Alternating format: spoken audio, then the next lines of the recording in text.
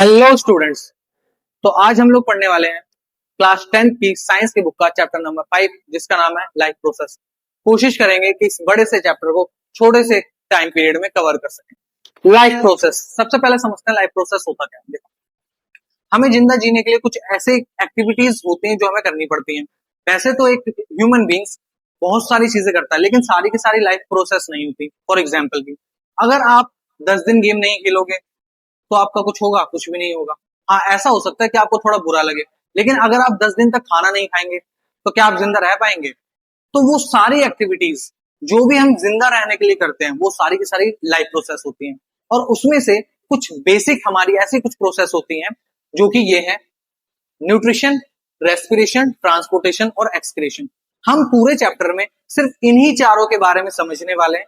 सबसे पहले समझते हैं न्यूट्रिशन। न्यूट्रिशन क्या होता है? न्यूट्रिशन मतलब सिर्फ इतना ही नहीं है कि खाना खाना, खाना और उसके साथ में उसका यूटिलाइज करना। अब यूटिलाइज मतलब उसका यूज किस लिए करना है हमें? खाने का यूज हम किस लिए करते हैं? एनर्जी लेने के लिए। तो सबसे पहली चीज है न्यूट्रिशन। सेकंड चीज है रेस्पिरेशन। रेस्पिरेशन मतलब जो हमने खाना खाया है उसी को ब्रेक डाउन करना, ग्लूकोज की फॉर्म में करना, यही होता है हमारा रेस्पिरेशन।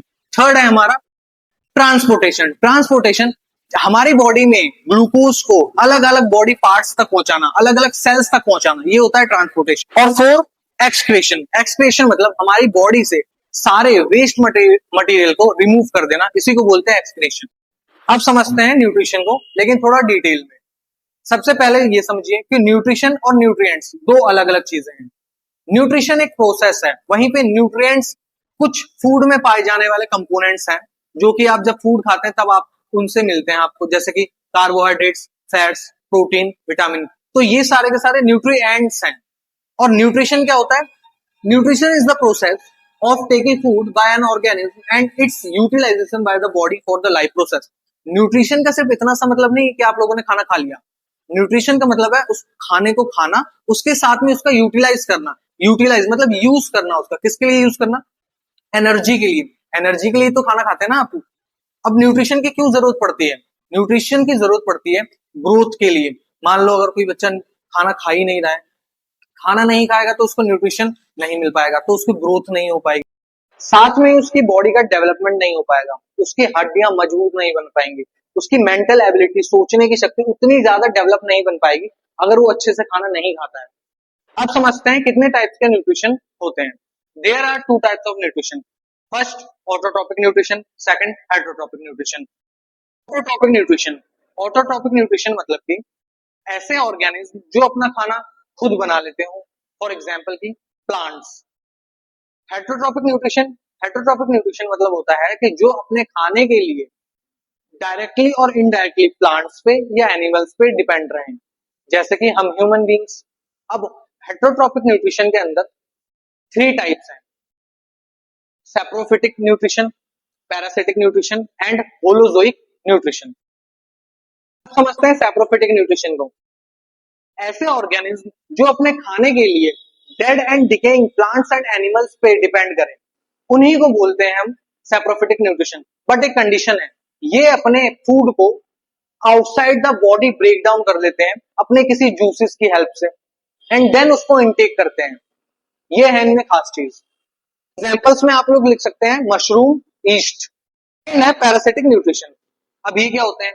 कुछ ऐसे ऑर्गेनिज्म होते हैं जो अपना खाने के लिए किसी को अपना होस्ट बना लेते हैं। फॉर एग्जाम्पल की, जैसे आपके बालों में जो जुएं रहते हैं, मतलब सभी के बालों में नहीं रहते, किसी किसी के बालों में रहते हैं, तो वो जितने भी जुए होते हैं वो अपना सारा का सारा फूड किससे लेते हैं? जिसकी बॉडी पे वो रहते हैं। जिस बॉडी पे वो रह रहे हैं उसको बोलते हैं होस्ट, इसको बोलते हैं पैरासिटिक न्यूट्रिशन। एग्जाम्पल्स में आप लोग लिख सकते हैं लीचीज हो गए, लाइस हो गए, कसकटा हो गए, जिसको हिंदी में हम अमर बेल भी बोलते हैं। ऐसी बेल जो किसी भी प्लांट के ऊपर अगर पड़ जाए तो थोड़े दिनों बाद पूरा का पूरा प्लांट सूख जाता है। Holozoic nutrition. होलोजोइक न्यूट्रिशन में ऑर्गेनिज्म अपने खाने के लिए दूसरों पर डिपेंड रहता है। फॉर एग्जाम्पल की human beings, fishes, reptiles and birds. हम अपने खाने को पहले खाते हैं, उसके बाद में डाइजेस्ट होने के बाद में उसको एब्जॉर्ब करते हैं। लेकिन सैप्रोफिटिक की बात करें अगर हम तो वो अपने फूड मटेरियल को अपनी बॉडी से बाहर ही छोटे स्मॉल पार्ट्स में ब्रेक डाउन कर देते और फिर उसको एब्जॉर्ब करते थे। अब पढ़ते हैं न्यूट्रिशन इन प्लांट्स। प्लांट्स में न्यूट्रिशन कैसे होता है? तो वैसे तो हमको पता ही है कि प्लांट्स में न्यूट्रिशन एक प्रोसेस होती है और प्रोसेस को बोलते हैं फोटोसिंथेसिस, जो कि हमने 7th क्लास में पढ़ा है, 8th क्लास में भी पढ़ा है और अब 10th क्लास में पढ़ रहे हैं, लेकिन 10th में थोड़ा सा डिटेल में पढ़ेंगे। फोटोसिंथेसिस में एक प्लांट क्या करता है, अपने एनवायरमेंट से कार्बन डाइऑक्साइड लेगा, रूट से वाटर को एब्जॉर्ब करेगा, साथ में सनलाइट का प्रेजेंस होना चाहिए एंड क्लोरोफिल का भी। क्लोरोफिल क्या काम करता है? क्लोरोफिल होता है ग्रीन कलर का पिगमेंट, इसके बारे में हम अभी एक और बार पढ़ लेंगे, लेकिन क्लोरोफिल प्रेजेंट होता है क्लोरोप्लास्ट के अंदर और ये क्या करता है, सनलाइट को ट्रैप कर लेता है, सनलाइट की जो एनर्जी होती है उसको ट्रैप कर लेता है और इस तरीके से इस पूरे प्रोसेस को यूज करके एक प्लांट अपना खाना बनाता है, जिस पूरे प्रोसेस को बोलते हैं फोटोसिंथेसिस। अब कौन से वो स्टेप्स हैं जो ड्यूरिंग फोटोसिंथेसिस होते हैं? फर्स्ट स्टेप है absorption of light energy by chlorophyll, मतलब कि क्लोरोफिल क्या करता है, लाइट एनर्जी सनलाइट को ट्रैप कर लेता है। सेकंड है conversion of light energy to chemical energy and splitting of water molecules into hydrogen and oxygen, मतलब कि लाइट एनर्जी का केमिकल एनर्जी में कन्वर्ट कर देना। और ये होता किस वजह से? ताकि हम जो वाटर के जो मॉलिक्यूल है, वाटर का क्या फॉर्मूला होता है H2O, ताकि हम उसको ब्रेक डाउन करें हाइड्रोजन में और ऑक्सीजन में। थर्ड स्टेप जो है reduction of carbon dioxide to carbohydrates. अब समझते हैं स्टोमाटा क्या होता है। स्टोमाटा जो लीव्स होते हैं हमारे, उसमें टाइनी पोर्स होते हैं कुछ, उसी को बोलते हैं स्टोमाटा। अब स्टोमाटा किस काम के होते हैं? स्टोमाटा में गार्ड सेल्स प्रेजेंट होते हैं। अब गार्ड सेल्स के अंदर ही हमारे जो प्लांट होता है उसका एक्सचेंज होता है गैसेस का। फॉर एग्जाम्पल, जैसे कि हमें पता है कि जो प्लांट होता है वो कार्बन डाइऑक्साइड को लेता है और ऑक्सीजन को बाहर निकालता है, तो वो कौन सी जगह है? ये गार्ड सेल्स ही हैं जिनसे वो कार्बन डाइऑक्साइड को ले रहा है एंड ऑक्सीजन को बाहर निकाल रहा है। एंड अगर प्लांट के अंदर ज्यादा वाटर भी आ जाता है तो जो गार्ड सेल्स होते हैं वो गार्ड सेल्स के द्वारा वाटर को बाहर निकाल देता है। जब ये वाटर को बाहर निकालते हैं गार्ड सेल्स, तो वो सिंक हो जाते हैं। लेकिन जब गार्ड सेल्स को और वाटर की जरूरत होती है तो वो स्वेल हो जाते हैं, फूल जाते हैं, जैसा कि आप इमेजेस में देख सकते हैं। अब पढ़ते हैं न्यूट्रिशन इन एनिमल्स। तो न्यूट्रिशन इन एनिमल्स में सबसे पहले पढ़ते हैं अमीबा, जो कि आपकी बुक में दे रखा है। अमीबा एक यूनिसेलुलर ऑर्गेनिज्म है, जैसे कि हम मल्टीसेलुलर ऑर्गेनिज्म है। क्यों? क्योंकि हम हमारे अंदर हर एक काम को करने के लिए अलग अलग सेल्स हैं, लेकिन अमीबा के अंदर सारे काम को करने के लिए सिर्फ और सिर्फ एक ही सेल है। अमीबा ज्यादातर पॉन्ड्स के आसपास आपको मिल जाएगा, लेकिन आप अपनी नेक्ड आइज से इसको बिल्कुल भी नहीं देख सकते हो। अमीबा जब भी अपने फूड के पास में पहुंचता है तो वो कुछ प्रोजेक्शन करता है इस वे में, इसको बोलते हैं स्यूडोपोडिया, और फिर ये फूड वैक्यूल्स को बनाता है। फूड वैक्यूल्स के अंदर इसको कैप्चर कर लेता है अपने फूड को एंड देन इसको एब्जॉर्ब कर लेता है और अनडाइजेस्टेड फूड को या जो इसका वेस्ट मटेरियल उसको रिमूव कर देता है। Nutrition in human beings. सबसे पहले nutrition in human beings takes place in the digestive system. अब डाइजेस्टिव सिस्टम के अंदर क्या क्या चीजें आती हैं वो देखते हैं। तो डाइजेस्टिव सिस्टम के अंदर आता है एलिमेंट्री कनाल एंड ग्लैंड्स। अब main organ of digestive system के कौन कौन से हैं? तो वो है mouth, oesophagus, stomach, small and large intestine and anus.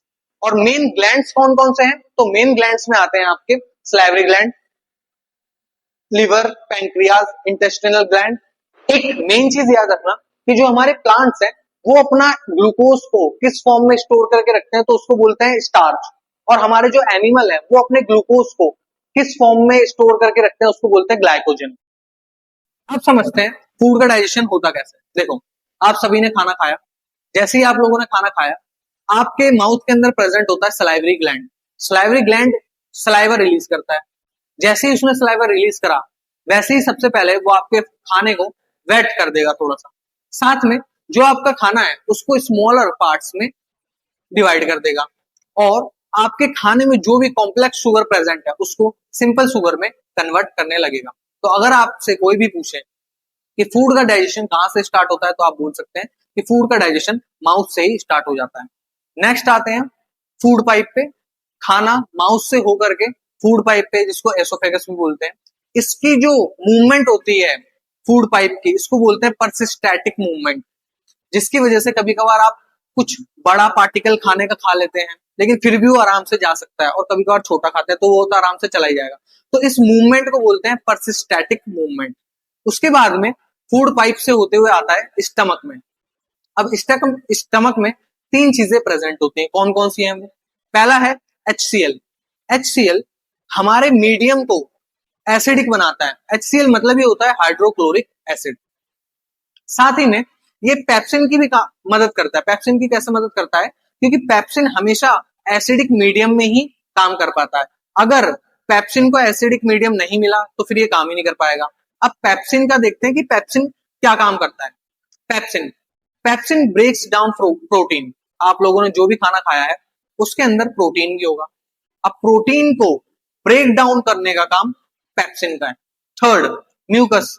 Mucus एक प्रोटेक्टिंग वॉल है जो कि किससे बचाती है? हमें एसिड से बचाती है, जो कि हमारे पेट में बन रहा होता है HCl। HCl से आपके बाकी के ऑर्गन्स डैमेज ना हो जाएं, इसलिए एक कवरिंग होती है म्यूकस। स्टमक के बाद से आता है खाना स्मॉल इंटेस्टाइन में। जैसे ही स्मॉल इंटेस्टाइन में आता है वैसे ही हमारे दो ग्लैंड, पैंक्रियाज और लिवर। पैंक्रियाज रिलीज करता है पैंक्रियाटिक जूस।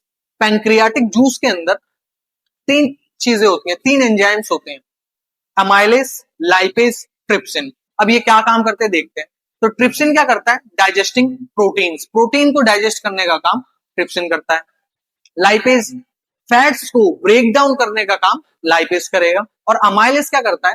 स्टार्च को और ज्यादा ब्रेक डाउन करने का काम अमाइलेज करेगा। जैसे हमने पहले देखा था कि सलाइवरी ग्लैंड क्या काम कर रहा था, वो भी हमारा स्टार्च को शुगर में कन्वर्ट कर रहा था, और साथ में यहाँ पे अमाइलेज भी क्या कर रहा है? स्टार्च को शुगर में कन्वर्ट कर रहा है। तो जो स्टार्च सलाइवरी ग्लैंड में नहीं हो पाई थी कन्वर्ट शुगर में, उसको अब यहाँ पे दोबारा से कर रहा है। उसके बाद में हमारा दूसरा gland, liver gland. Liver gland bile juice secrete करता है, और बाइल जूस कहां से निकलता है? गॉल ब्लैडर से। बाइल जूस क्या काम करता है? Digestion of fat, absorption of emulsifying fats into smaller droplets which are easy to digest. मतलब बड़े बड़े फैट्स के ग्लोमेरुलस को स्मॉल में करता है ताकि वो अच्छे से हम डाइजेस्ट कर पाए उसको। उसके बाद में हमारे स्मॉल इंटेस्टाइन में कुछ फिंगर लाइक स्ट्रक्चर्स होते हैं जिनको हम बोलते हैं विली। विली के अंदर बहुत सारी ब्लड वेसल्स होती हैं। अब ब्लड वेसल्स होंगी तो जब भी हमारा खाना पूरा कंप्लीटली डाइजेस्ट होता है स्मॉल इंटेस्टाइन में, जैसे ही हमारा पूरा खाना कंप्लीटली डाइजेस्ट हो गया तो वो मिक्स हो जाता है ब्लड में, और ब्लड की हेल्प से वो पूरी बॉडी में ट्रांसपोर्ट हो जाता है। उसके बाद में हमारे पास होती है लार्ज इंटेस्टाइन। लार्ज इंटेस्टाइन में क्या होता है? जो हमारा वाटर होता है उसको एब्जॉर्ब कर लिया जाता है, और जितना भी हमारा वेस्ट मटेरियल होता है वो सारा का सारा एनएस के द्वारा बाहर निकाल दिया जाता है। ये था पूरा का पूरा सिस्टम, किस तरीके से फूड का डाइजेशन होता है। तो आपका जो पहला पार्ट था न्यूट्रिशन, वो यहीं पे पूरा खत्म होता है। बाकी के तीन पार्ट हम आगे करते हैं। अब स्टार्ट करते हैं रेस्पिरेशन।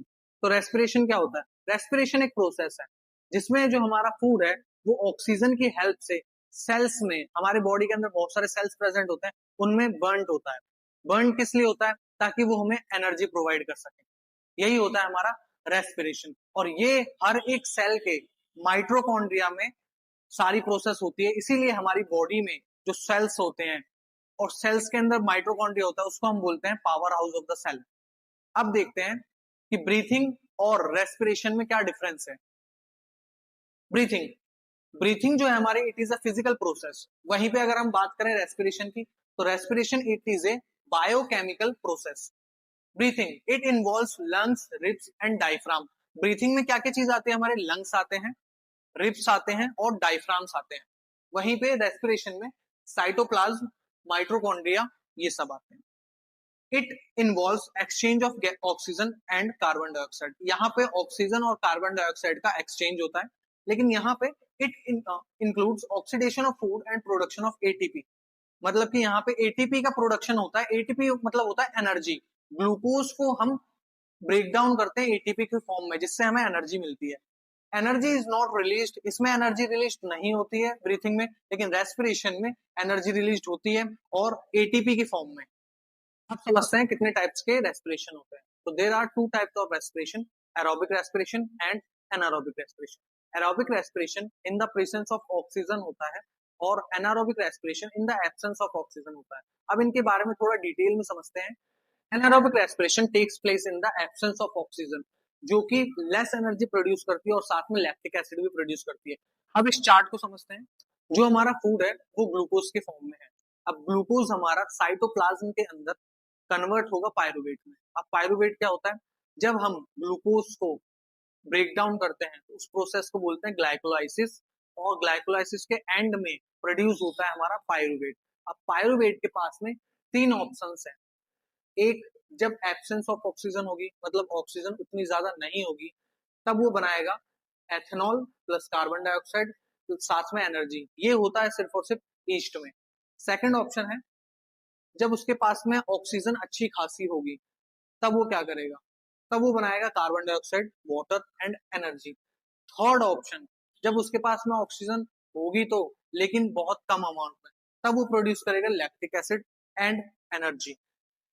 बेसिकली जो ये सेकंड वाला स्टेप है, लैक ऑफ ऑक्सीजन, ये ज्यादातर मसल में होता है।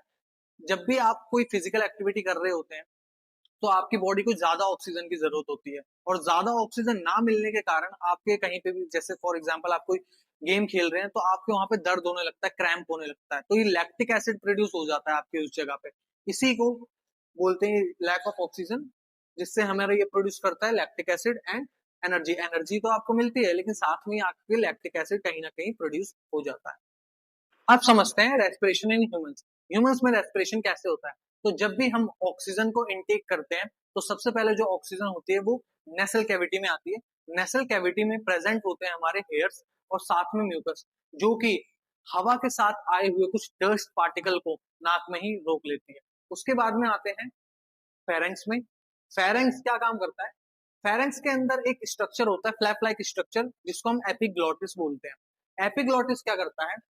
जब हम खाना खाते हैं तो खाना विंड पाइप में ना चला जाए, इसको बचाता है वो, उसका नाम है हमारा एपिग्लॉटिस, और ये फेरेंक्स के अंदर ही होता है। फेरेंक्स से हो करके ऑक्सीजन हमारी लैरेंक्स में आती है। लैरेंक्स को हम वॉइस बॉक्स भी बोलते हैं।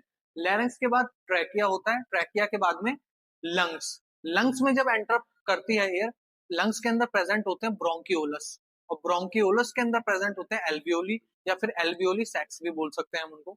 अब एल्वियोली के अंदर एक्सचेंज ऑफ गैसेस होता है। जब हमने सांस ली तो उसमें ऑक्सीजन प्रेजेंट है, लेकिन हमारी पूरी बॉडी का ब्लड, एल्वियोली के अंदर बहुत सारे ब्लड वेसल्स होते हैं जो कि ब्लड को कैरी करते हैं और पूरी बॉडी से ब्लड को लेके आते हैं, लेकिन उनके अंदर होता है डीऑक्सीजनेटेड ब्लड। इसका मतलब ऐसा ब्लड जिसके अंदर कार्बन डाइऑक्साइड होती है, और एल्वियोली के अंदर है ऑक्सीजन। तो जैसे ही कार्बन डाइऑक्साइड वाला ब्लड, जिसका मतलब डीऑक्सीजनेटेड ब्लड है, और उसके सामने ऑक्सीजन आ जाती है, तो ऑक्सीजन ब्लड के अंदर आ जाती है और कार्बन डाइऑक्साइड बाहर निकल जाती है। अब ये होता क्यों है? क्योंकि जो ब्लड है हमारा, ब्लड के अंदर प्रेजेंट होते हैं RBC, red blood cells. Red blood cells के भी अंदर प्रेजेंट होते हैं हीमोग्लोबिन। अब हीमोग्लोबिन का एक नेचर है कि जैसे ही वो ऑक्सीजन को देखता है वैसे ही वो उसको अट्रैक्ट कर लेता है। तो जैसे ही उसने एल्वियोली में देखा कि यहाँ पे ऑक्सीजन प्रेजेंट है, वैसे ही उसने क्या करा, अट्रैक्ट कर लिया ऑक्सीजन को, और अपने अंदर की जो कार्बन डाइऑक्साइड थी उसको निकाल दिया। यही होता है हमारा एक्सचेंज ऑफ गैसेस एल्वियोली सैक्स में। समझते हैं मैकेनिज्म इन ब्रीथिंग। ये बहुत सिंपल सा है। जब भी हम सांस लेते हैं, ऐसे जैसे हमने किया, वैसे ही हमारे अंदर जो हमारा डायफ्राम के जो मसल्स होते हैं वो कॉन्ट्रैक्ट कर जाते हैं, और हमारे लंग्स के अंदर एयर एंटर करना स्टार्ट कर जाती है। बस, और जब हम एयर को बाहर निकालते हैं तो हमारे जो डायफ्राम के जो मसल होते हैं वो रिलैक्स हो जाते हैं, और लंग्स में जितनी एयर होती है वो बाहर आ जाती है। बस यही इतना सिंपल सा था। देखते हैं रेस्पिरेशन इन एनिमल्स। वैसे तो ये ज्यादा पूछा नहीं जाता है, लेकिन शायद मल्टीपल चॉइस क्वेश्चन में या एक नंबर में ये पूछ ली जाए, तो इसको भी थोड़ा ध्यान में रखना, पढ़ लेना इसको ध्यान से। देखते हैं। तो जैसे हमारा अमीबा है, अमीबा कैसे रेस्पिरेशन करता है? तो वो डिफ्यूजन ऑफ गैसेस करता है, डिफ्यूजन के हेल्प से वो रेस्पिरेशन करता है। सेकंड है अर्थवॉर्म। अर्थवॉर्म कैसे करता है? अर्थवॉर्म की जो स्किन होती है वहां से वो अपने एक्सचेंज करता है गैसेस का। फिश कैसे करती है? तो फिश के पास में गिल्स होते हैं जिनकी हेल्प से वो वाटर में डिजोल्व ऑक्सीजन को इनटेक कर पाती है। अब है कुछ इंसेक्ट्स होते हैं हमारे, जैसे कि इंसेक्ट्स है हमारे grasshopper, cockroach, spider, crab, house fly, mosquito. तो ये कैसे करते हैं, इनकी बॉडी पे, सबकी बॉडी पे छोटे छोटे स्पाइरिकल्स होते हैं, छोटे छोटे होल्स होते हैं, जिनकी हेल्प से ये रेस्पिरेशन करते हैं, स्पाइरिकल्स। एंड लास्ट में है फ्रॉग्स एंड टोड्स। अब ये फ्रॉग्स एंड टोड्स आपको लैंड पे भी मिल जाएंगे और ये वाटर के अंदर भी मिल जाएंगे। तो ये दोनों चीजों से, लंग से भी और स्किन से भी, दोनों चीजों से ये क्या कर सकते हैं, रेस्पिरेशन कर लेते हैं। अब पढ़ने वाले हैं हम इस चैप्टर के थर्ड वेरी इंपॉर्टेंट टॉपिक को, जो है transportation. Transportation, the main transport system in human beings is the circulatory system. It consist of, तो हमारे सर्कुलेटरी सिस्टम में क्या क्या चीजें आती हैं उनके बारे में देखते हैं।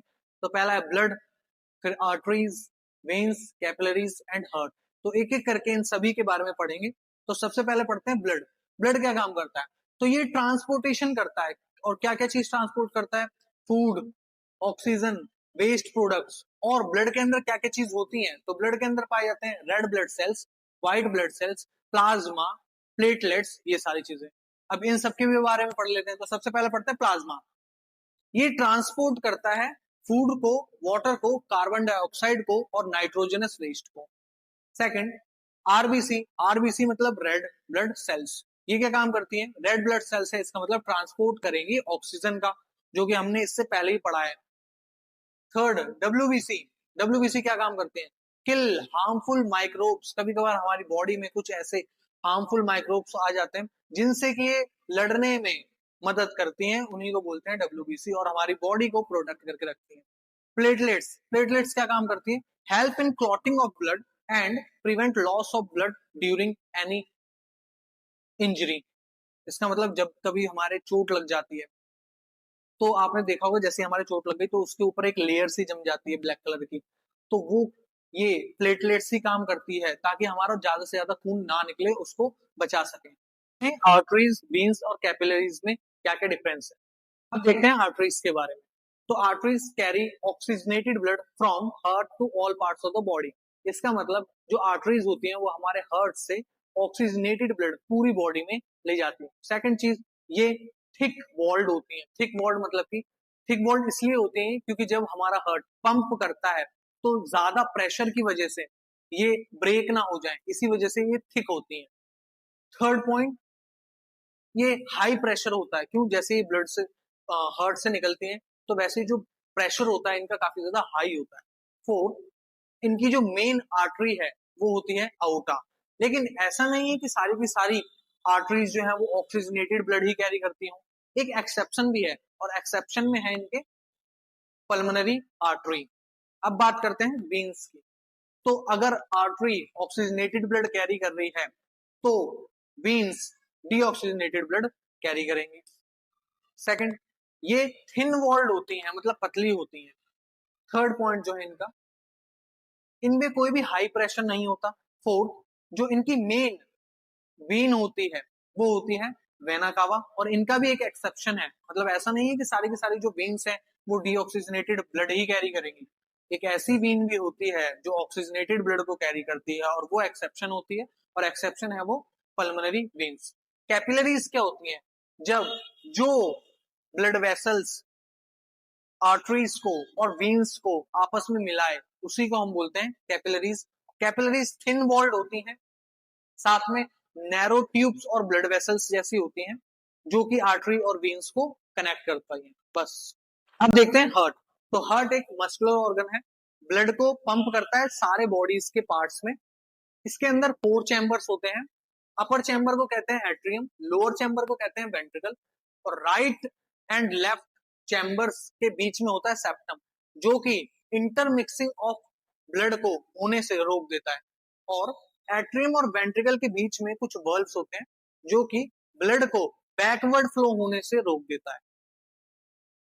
वर्किंग ऑफ हार्ट देखो, सबसे पहले लंग से ऑक्सीजनेटेड ब्लड पल्मोनरी वेन के द्वारा आता है लेफ्ट एट्रियम में, लेफ्ट एट्रियम के बाद में जाता है लेफ्ट वेंट्रिकल में। किसके द्वारा, मेन आर्टरी, जो कि मैंने आपको पहले ही बता दी थी। मेन आर्टरी कौन सी होती है, आउटा। अब आउटा के अंदर भी ऑक्सीजनेटेड ब्लड होगा और वो जाएगा पूरी बॉडी के ऑर्गन्स में। अब पूरी बॉडी के ऑर्गन्स में सेल प्रेजेंट होते हैं, और सेल्स में अलग अलग एक्टिविटी परफॉर्म होगी और एक्टिविटी के दौरान कार्बन डाइऑक्साइड निकलेगी, जिससे हमारी पूरी बॉडी का जो ब्लड होगा वो डीऑक्सीजनेटेड ब्लड हो जाता है। और डीऑक्सीजनेटेड ब्लड मेन वेन जो कि बताई थी आपको वेना कावा से होते हुए जाएगी राइट एट्रियम में, और राइट एट्रियम से फिर राइट वेंट्रिकल, और राइट वेंट्रिकल से पल्मोनरी आर्टरी के द्वारा, पल्मोनरी आर्टरी में भी होगा आपका डीऑक्सीजनेटेड ब्लड, और वहां से जाएगा लंग्स में। अब लंग्स में फिर क्या होगा, लंग्स में मैंने आपको बताया था इससे पहले वाले में भी पार्ट में, लंग्स में को जो लास्ट स्टेप होता है वो होता है एल्वियोली। अब एल्वियोली में एक्सचेंज ऑफ गैसेस होते हैं। मैंने आपको बताया था कि एल्वियोली में ऑक्सीजन प्रेजेंट होगी, जब हम सांस लेते हैं तो लास्ट स्टेप उसका एल्वियोली है, वहां पे ऑक्सीजन होगी। और एल्वियोली के अंदर कुछ हमारे ब्लड वेसल्स होती हैं, जिनके अंदर ब्लड के अंदर आरबीसी होगा, red blood cells, red blood cells के अंदर हीमोग्लोबिन होता है जो कि ऑक्सीजन को अट्रैक्ट करता है, तो वहीं से ऑक्सीजन सारी की सारी ब्लड के अंदर आ जाएगी, और ब्लड के अंदर जितनी भी कार्बन डाइऑक्साइड है वो सारी की सारी बाहर चली जाएगी। अब कॉन्टिन्यूस यही प्रोसेस होती रहेगी, इसी को हम बोलते हैं डबल सर्कुलेशन, क्योंकि यहाँ पे ब्लड जो है वो 2 बार हार्ट तक गया है। अब समझते हैं लिम्फ क्या होता है। It is a colourless fluid, ये एक कलरलेस फ्लूइड है जो कि हमारे सेल्स के बीच में जो स्पेस होता है उसके बीच में होता है। ये किससे बनता है, ये प्लाज्मा से बनता है। इसका फंक्शन क्या है, इसका फंक्शन है कि ये ट्रांसपोर्ट करता है डाइजेस्टेड फैट्स को और कुछ फ्लूइड्स को ब्लड में ड्रेन कर देता है। लिम्फ के अंदर लिम्फोसाइट्स प्रेजेंट होती हैं जो कि बैक्टीरिया को किल करती हैं और साथ में हमारी बॉडी को प्रोटेक्ट करती हैं। समझते हैं हार्ट इन बर्ड्स। तो बर्ड्स में भी हमारी ही तरह 4 चैम्बर्स होते हैं। Left side of the heart and right side of the heart के बीच में होता है सेप्टम, जो कि ऑक्सीजनेटेड ब्लड और डीऑक्सीजनेटेड ब्लड को आपस में मिक्स होने से रोकता है। और ये क्या करता है, ये एफिशिएंट ऑक्सीजन प्रोवाइड करता है बर्ड्स को, जिसकी वजह से इनके बॉडी का जो टेम्परेचर है वो मेंटेन रह सके। सेकंड है हार्ट इन एम्फीबियंस। तो एम्फीबियंस में हार्ट कैसा होता है, amphibians and reptiles have 3 chamber hearts, जो कि कुछ ऑक्सीजनेटेड ब्लड एंड कुछ डीऑक्सीजनेटेड ब्लड को आपस में मिलने देता है। क्यों, क्योंकि इनको अपने बॉडी के टेम्परेचर को मेंटेन नहीं करना होता है, इनका बॉडी का टेम्परेचर वही होता है जो सराउंडिंग्स में टेम्परेचर होता है। लास्ट फिशेस, फिशेस के पास सिर्फ 2 ही चैम्बर्स होते हैं और ब्लड को ऑक्सीजनेटेड गिल्स में होते हैं बस। अब देखते हैं ट्रांसपोर्टेशन इन प्लांट्स, मतलब प्लांट्स में जो मटेरियल्स का ट्रांसपोर्टेशन है वो कैसे हो रहा है। जैसे कि हमें पता है 9th क्लास में हमने पढ़ भी रखा है कि प्लांट्स के अंदर 2 टिश्यूज होते हैं, जाइलम एंड फ्लोएम। ये कंडक्टिंग टिश्यूज हैं जो कि प्लांट्स में मटेरियल्स का ट्रांसपोर्टेशन करवाते हैं। मटेरियल्स जैसे कि फूड हो गया, वाटर हो गया, मिनरल्स हो गए। तो सबसे पहले देखते हैं जाइलम क्या काम करता है। Transport water and minerals from the roots to all parts of plants, मतलब कि वाटर को और मिनरल्स को रूट से सारे पार्ट्स में पहुंचाने का काम जाइलम का है। दूसरी, जाइलम के अंदर क्या क्या होता है, तो जाइलम के अंदर होता है जाइलम वेसल्स, ट्रैकियड्स होती हैं, और वाटर एंड मिनरल्स रूट्स में डिफ्यूजन के से एंटर करता है, और ट्रांसपिरेशन की हेल्प से, ट्रांसपिरेशन एक प्रोसेस होती है जिसकी हेल्प से वाटर और मिनरल्स को अपवर्ड मूवमेंट होता है। अब बात करते हैं फ्लोएम की। तो फ्लोएम क्या करता है, तो फ्लोएम ट्रांसपोर्ट फूड को ट्रांसपोर्ट करता है। जैसे कि लीव्स में खाना बन गया, अब लीव्स में तो खाना बन गया लेकिन सिर्फ लीव्स को जरूरत थोड़ी ना है, पूरे प्लांट्स को है, तो पूरे लीव्स से जितना भी खाना होगा वो बाकी के पार्ट्स में भी ले जाने का काम फ्लोएम का होता है।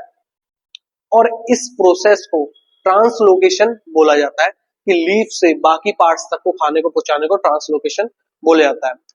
फ्लोएम के अंदर सीड ट्यूब्स होते हैं, कंपेनियन सेल्स होते हैं, साथ में जाइलम टिश्यूज एटीपी मॉलिक्यूल्स के एनर्जी से पत्तों से फूड को ट्रांसफर करते हैं, और ऑस्मोटिक प्रेशर से वाटर फ्लोएम के अंदर एंटर करता है, साथ में ट्रांसपोर्टेशन ऑफ फूड में मदद करता है। अब समझते हैं एक्सक्रीशन इन ह्यूमंस।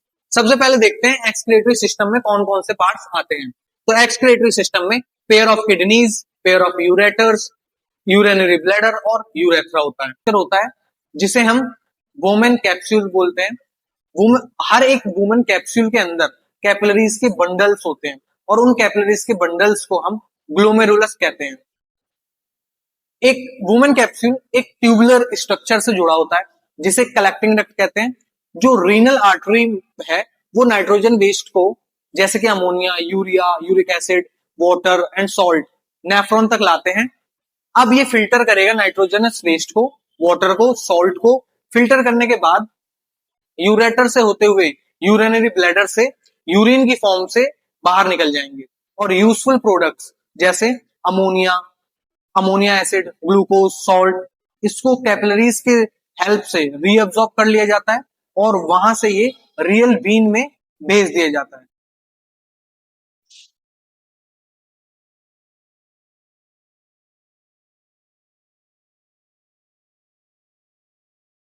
अब देखते हैं एक्सक्रीशन इन प्लांट्स। प्लांट्स में एक्सक्रीशन कैसे होता है। तो जैसे कि हमने पढ़ रखा है कि फोटोसिंथेसिस के दौरान बहुत सारा वेस्ट प्रोडक्ट लीव्स में आके स्टोर हो जाता है और ये लीव्स से बाहर कैसे निकलता है। जैसे कि ऑक्सीजन है तो ऑक्सीजन बाहर कैसे निकलेगी। स्टोमाटा होता है, स्टोमाटा में गार्ड सेल्स होते हैं, तो वही गार्ड सेल्स क्या होते हैं, ओपन हो जाते हैं और जितना भी वेस्ट प्रोडक्ट हो जाता है जैसे गैसेज हो गई तो बाहर निकल जाती है। और बाकी का जो वेस्ट प्रोडक्ट होता है वो क्या होता है, जैसे जो हमारी लीव्स होती हैं, प्लांट्स की लीव्स जो होती हैं वो क्या होती हैं, गिर जाती हैं, ड्राई होके गिर जाती हैं, ऐसे उनका वेस्ट प्रोडक्ट बाहर निकल जाता है। और बाकी का जितना भी वेस्ट प्रोडक्ट बचा हुआ है प्लांट्स का वो बहुत सारा रूट्स के द्वारा भी बाहर निकाल दिया जाता है। ये था पूरा का पूरा आपका ये चैप्टर और ये चैप्टर यहीं पे खत्म होता है।